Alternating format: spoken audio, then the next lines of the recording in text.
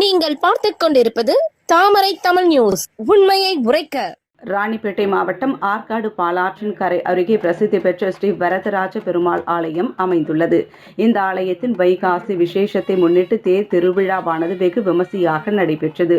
முன்னதாக ஆலயத்தில் ஸ்ரீ வரதராஜ பெருமாளுக்கு சிறப்பு பூஜை வழிபாடு மேற்கொள்ளப்பட்டு பின்னர் பல்வேறு அலங்காரங்களால் அலங்கரிக்கப்பட்டிருந்த 40 அடி உயரம் உள்ள தேரின் மீது ஸ்ரீ வரதராஜ பெருமாள் அமர வைக்கப்பட்டு நகரின் முக்கிய வீதிகளின் வழியாக மங்கள வாத்தியங்கள் முழங்க வீதி உலா நிகழ்ச்சியானது வெகு சிறப்பாக நடைபெற்றது. இதில் ஏராளமான பக்தர்கள் பங்கேற்று தேரினை வடம் பிடித்து இழுத்து தங்களது பக்தியை வெளிப்படுத்தினர். மேலும் குடியிருப்புகள் மற்றும் வீதிகளில் நின்றபடி பக்தர்கள் தீபாராதனை காட்டி ஸ்ரீ வரதராஜ பெருமாளை வழிபட்டு அருள் பாவித்து சென்றனர்.